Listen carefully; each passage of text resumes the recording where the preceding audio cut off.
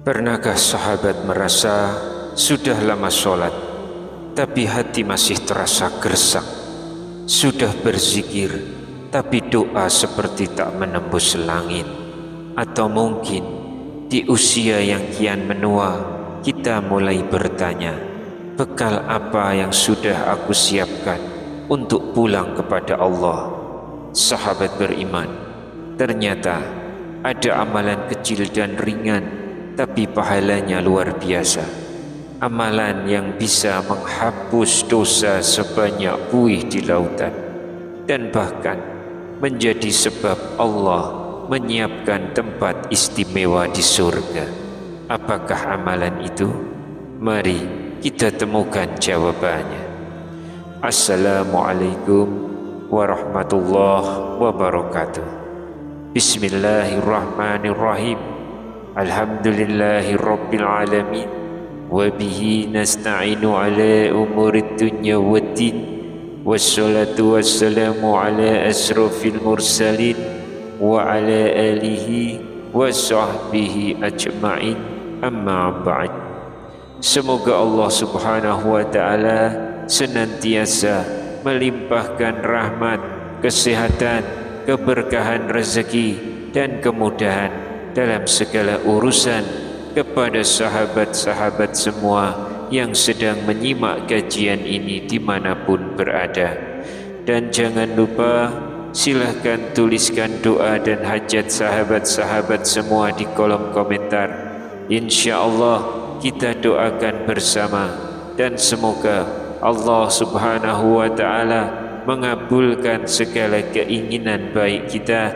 Amin ya rabbal alamin.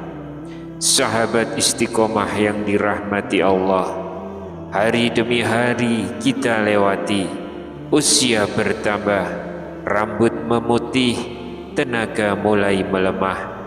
Di fase ini hendaknya kita memperbanyak renungan, memperkuat ibadah, dan menyiapkan bekal terbaik untuk kehidupan yang abadi, yaitu akhirat. Salah satu bekal ringan namun besar nilainya adalah membaca beberapa ayat Al-Quran setelah sholat fardu. Amalan sederhana, tapi janji Allah dan Rasul-Nya begitu agung. Ada sebuah kisah nyata yang bisa menginspirasi kita semua. Di sebuah desa kecil di pinggiran kota, hiduplah seorang lelaki tua bernama Pak Umar, seorang pensiunan guru ngaji berusia 70 tahun. Tubuhnya sudah renta, penglihatan mulai kabur, tapi ada satu amalan yang tak pernah ia tinggalkan sejak umur 50 tahun, membaca ayat-ayat pilihan setiap selesai sholat fardu. Anak-anak kampung sering melihatnya duduk di sudut masjid. Bibirnya bergetar lembut, membaca ayat-ayat itu penuh kekhusyukan, lalu berzikir dan berdoa panjang kepada Allah. Suatu malam, Pak Umar jatuh sakit keras. Ia koma 3 hari. Keluarganya hampir menyerah. Namun di hari ketiga, keajaiban terjadi. Pak Umar sadar, tersenyum dan berbisik lirih. Aku melihat cahaya putih yang terang, dan ada suara berkata, engkau telah mengamalkan ayatku setiap selesai sholat. Kini ku ampuni dosamu, dan akan aku cukupkan hidupmu hingga ajalmu tiba dalam husnul khotimah.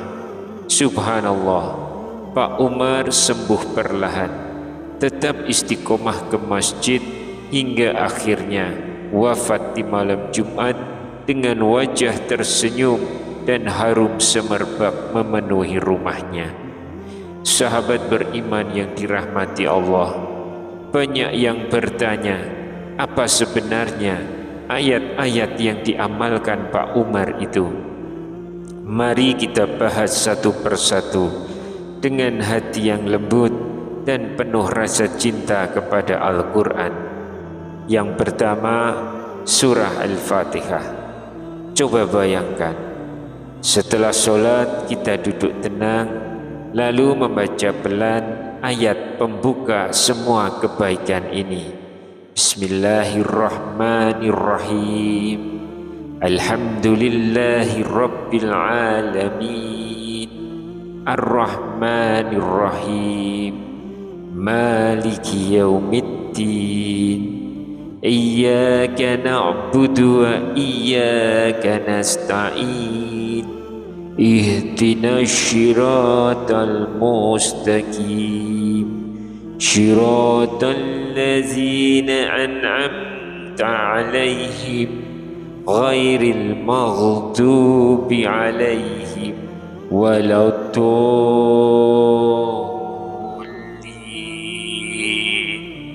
Amin. Rasulullah sallallahu alaihi wasallam bersabda dalam hadis qudsi, aku bagi solat antara aku dan hambaku dua bagian, dan bagi hambaku apa yang ia minta. Hadis riwayat Muslim.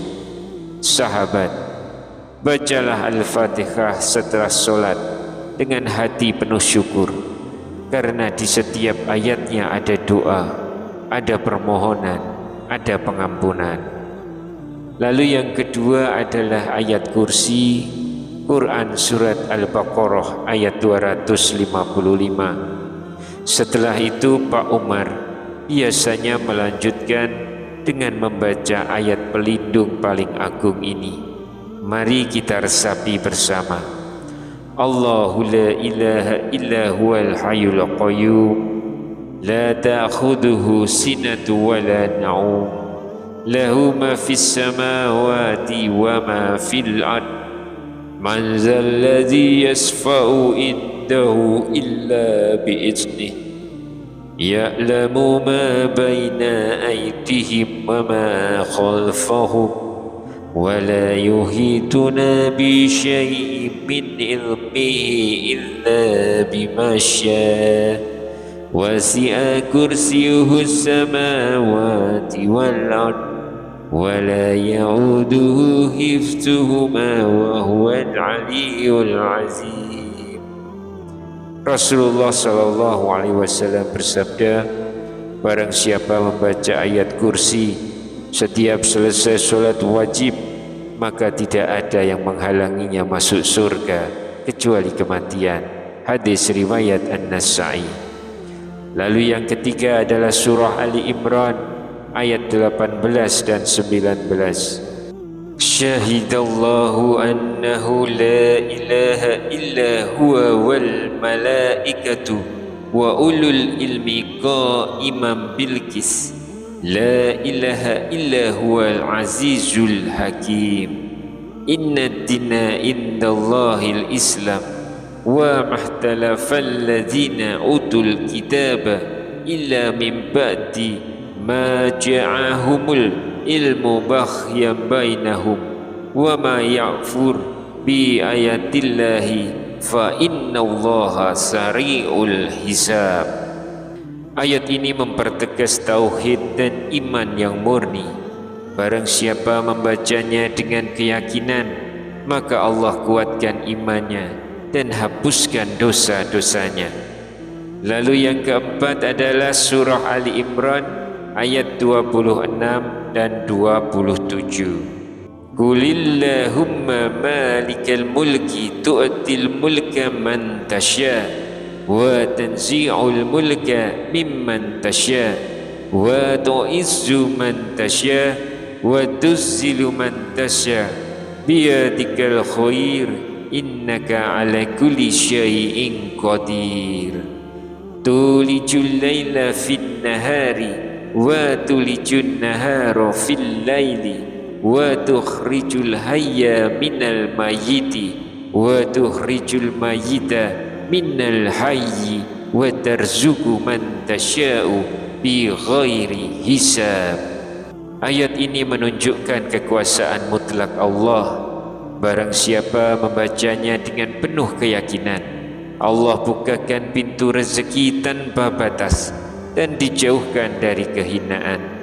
Setelah membaca ayat-ayat itu, Pak Umar biasanya menutup dengan zikir ringan. Yang pertama, istighfar 3 kali, astaghfirullahaladzim.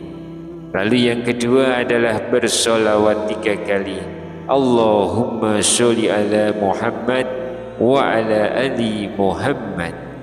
Lalu yang ketiga adalah tahlil 10 kali, la ilaha illallah. Sahabat beriman, sebagian riwayat tentang ampunan sebanyak buih di lautan dan dipandang Allah 70 kali sehari adalah hadis dhaif. Namun maknanya tidak bertentangan dengan ajaran sahih, karena memang Allah menjanjikan ampunan besar bagi siapapun yang istiqomah berzikir dan membaca Al-Quran setelah sholat. Dalam ilmu hadis, amalan semacam ini termasuk fadailul a'mal, amalan keutamaan yang diperbolehkan diamalkan selama tidak diyakini sebagai kewajiban. Sahabat beriman, mari kita jaga amalan ini sekecil apapun, karena bisa jadi disitulah rahmat Allah menjemput kita. Jadikan setiap selesai sholat sebagai momen menenangkan hati, membaca ayat-ayat cinta dari Rabb kita dan berzikir dengan penuh syukur. Allahumma a'inna ala zikrika wa syukrika wa husni ibadatik. Ya Allah, tolonglah kami untuk senantiasa mengingatmu, bersyukur kepadamu, dan beribadah kepadamu dengan sebaik-baiknya. Semoga Allah menutup usia kita dengan husnul khatimah dan mempertemukan kita di surganya kelak. Amin ya rabbal alamin. Wassalamualaikum warahmatullahi wabarakatuh.